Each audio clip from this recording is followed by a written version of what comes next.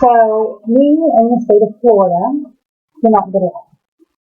I know that it's not the state of Florida's fault. However, every time that I go to Florida, something really bad happens. Really bad. I've been to Florida 3 times, and every time I go, it's really bad. So today I'm going to tell you the story. And the second time I went, it is a Mother Dearest story, and it goes a little something like this. When I was 13, I tried to commit suicide, and my birth mother miraculously reappeared. Her family stated that they didn't know where she was. However, oddly enough, they were able to locate her when I tried to commit suicide when I was 13. And she showed up at my hospital and the therapist because she wanted to talk to her. And I knew it was a bad idea, but I was a 13-year-old girl. So, yes, I wanted to talk to my mom. And we stayed in contact for a little over a year. During that year, there were a lot of ups and downs. However, when I was 15, she was dating this man. He had a young daughter. His ex-wife, the mother of his child, had died. Come to find out later, it was actually under mysterious circumstances. At the time, they were saying that it was a suicide. And his daughter, who I had grown kind of close to, she was a lot younger than me. I was 15. I believe she was 6. She wanted me to go with her on this family vacation.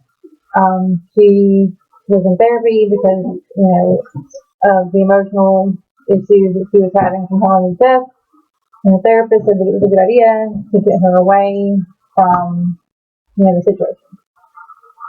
So they took her to Disney World or Disneyland, whichever one's in Florida. I kind of get them mixed up sometimes. Anyway, so, Gloria says I can come. I ask my father. My father says that I can go. I get all of my babysitting money. I collect every little piece of change that I can find. I go put it into the, little machine at the grocery store that, gives you a check for it. And I took this money with me to Florida, so that I could go on vacation with my mother, her boyfriend, and his young child. At first, it was great. We drove down there. We had a lot of fun while we were there. Eating out every night. We were going to all these amusement parks, and it was nice. We were just all hanging out.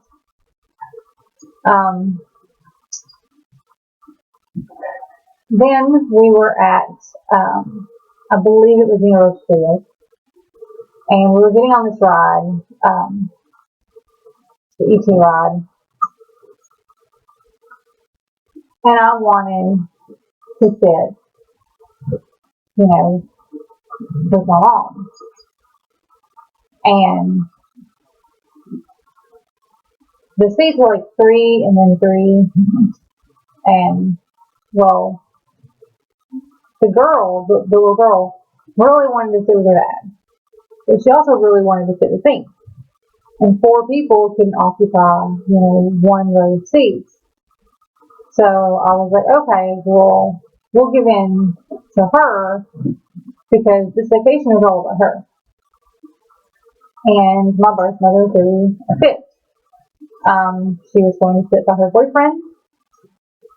She was not going to let children dictate what did or did not happen. And I guess it was because of my childhood. At the age of 15, I was fairly mature, I was basically taking care of myself full time. I don't know, maybe it was because of my childhood, but I couldn't deal with that, right? Like, here's this little girl whose mother died, and she is so emotionally distraught. Her therapist is saying, take her someplace and let her have fun.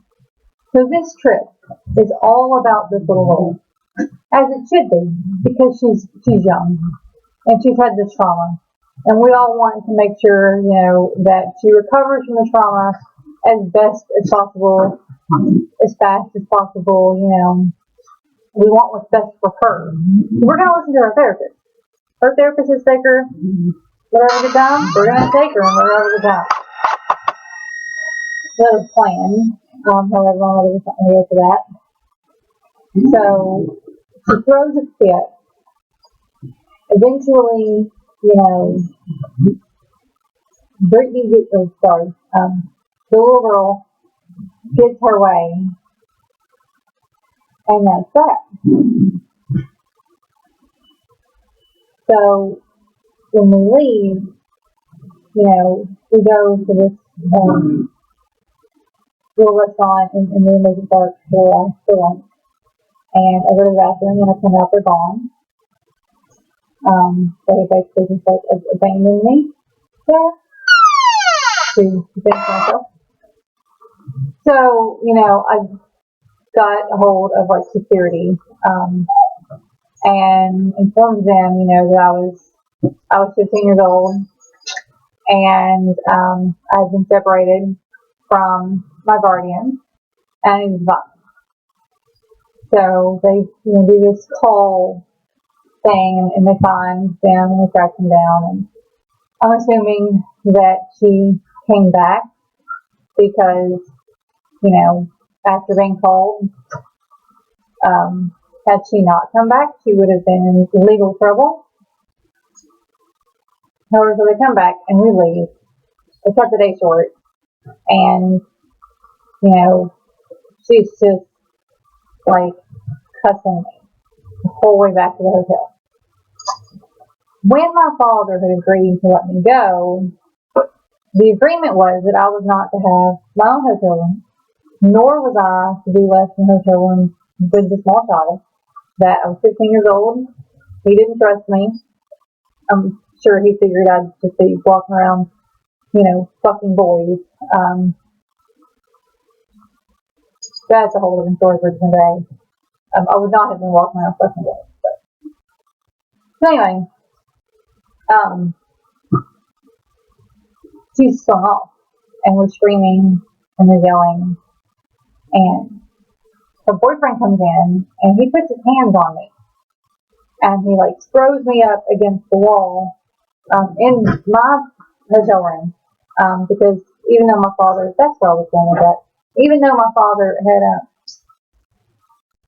set the rules of I was not to, I was to be in the room with an adult,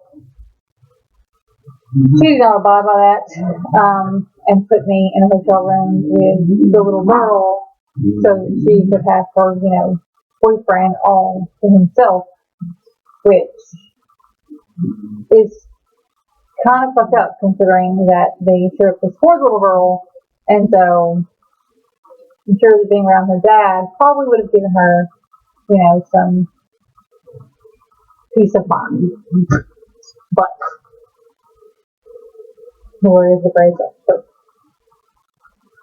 So anyway, the boyfriend comes in, he throws me up against the wall, he has his hand, and, her previous boyfriends, one in particular, had molested me. So this is an obvious trigger for me for someone romantically involved with my mother to have me pinned up against the wall.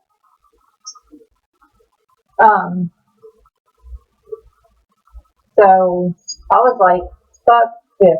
Just no. Fuck this.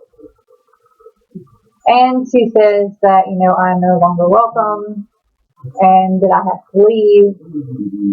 She called security at the hotel. It wasn't a very nice hotel. And, she informed security that I'm 18 years old. I was not 18 years old. I was 15 years old. But she informs them that, I'm 18 years old. and they tell me that I have to leave without checking my ID, which I did have because I had a permit. But without checking my ID, without doing anything else, they just removed me from the room.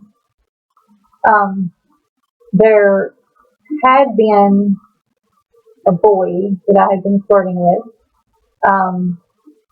So I went and found him, and his mom let me use the phone. At first, she didn't really believe that this was truly happening. But then she was like, okay, well, maybe it is. So she lets me use the phone, and I call my dad. His girlfriend answers the phone. It's the same girlfriend who abandoned me when I was younger in town, and who I got the crap beat out of me over by my dad. So call, she answers, and I'm like, hey, I need to talk to my dad. And she informs me that he's at work.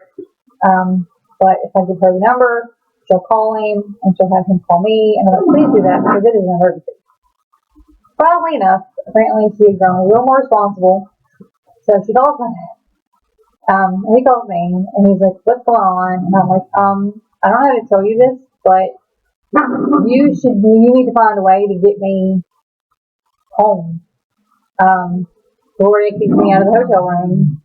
I've got a little bit of money on me that I haven't already spent from being in Florida, but not enough for a plane ticket, not enough for a bus ride. I don't even know how to get on a plane or take a bus because I've never done that before. I don't know what to tell you, but I need to come home. I'm stranded in Florida. And so, and my dad bought me a plane ticket. And called back with the flight information. He said the ticket's waiting for you at the airport. All you have to do is get to the airport. And I was like, well, I think I have enough money for a cab. So, I can make that work. So a woman lets me sleep on the couch, in her suite. And the next morning she puts me in a cab. I took a cab to the airport. Thankfully, so many people went out of their way to help me. The woman whose son I had been flirting with down by the pool could have easily just shut the door on me. She could have easily not let me use her phone. She could have not let me sleep on her couch. She could have not made sure that, I got a cab. But she did all of those things. The cab driver, because the woman explained to the cab driver what the situation was so nice. When we got there, he cut the meter. He helped me get my things inside the airport. He helped me get to the appropriate desk to pick up my ticket. And he waited there with me until someone came to assist me because I had no idea what I was doing. I had never been in an airport at all, let alone one as big as the one in Orlando. The lady at the counter was awesome. Not only did she get me the ticket and tell me where I was supposed to go, but she called airport security and had me escorted to the gate to ensure that I got on the right plane and that no one bothered me. The whole time I was obviously distraught. There was tears running down my face. I was in shock. I was traumatized. And then the security person spoke to one of the flight attendant ladies, explained to her what was going on, that I was flying alone. They don't have to do that for teenagers. They don't have to go out of their way for teenagers. And I was 15 years old. So they didn't have to inform someone that I was flying unattended. or, help me get through the process. But they did. And the flight attendant lady, made sure that I was seated next to someone. The lady next to me on the plane was really nice. She asked me if I'd eaten. I told her no. So she gave me all of her little snacks and little juices that you get on the plane, so that I wouldn't be starving. The only hitch actually was when I got to the Nashville airport. I got off the plane and there was no one there to help me. I didn't know where to go. I didn't know where baggage claim was. But I was able to locate airport security. He pointed me in the right direction. Found my dad. My dad asked me if I wanted to talk about it. I said no, and we never really did. You can see the dogs fighting in the background. Oh, dogs are such great therapy. But I fly Florida. One of the reasons, one of the really fucked up stories that I have about Florida. Also, it goes to show that even though my father has issues, and he does, I'm not in any way saying that he does not have issues. He is definitely an abusive alcoholic. He definitely has some, impulse control and emotional issues. He's got his issues. He's got his problems. Still, he did make sure that I got back from Florida when I was 15. He did do that. And there are times when he has gone above and beyond for me. Unfortunately, there are more times when he is not. And unfortunately, he does not see and or appreciate the times when others have gone above and beyond for him. But, I don't know. Maybe he did it out of some sort of obligation. I don't know. But that was one of the times when it was nicer to me, so I'll take what I can get. That was also the last time that I had any kind of major contact with Gloria. She called me later. I informed her that I never wanted to speak to her again, that I could not believe that she had just put me through what she had put me through, and that I never wanted to speak to her again. And so that was that. I ran into her, at my grandmother's funeral. She informed me that she didn't have children. I got a hold of her number once and attempted to contact her, and she again informed me that she does not have children, that she's never given birth to a child. Which obviously isn't true, because my brother and I exist. And, you can kind of lie about who the father of a child is. You can't really lie about who the mother of a child is. Because, the biological mother literally come out of you. So, there's no getting around that. You gave birth to me. And my brother. But anyway, that's it. That's Florida. The state that always beats me up. So, yeah. I guess I'm going to go now. That's it for today. I have a lot of stuff to do for college. Play do that. Be a responsible adult. Probably going to sit around and watch TV.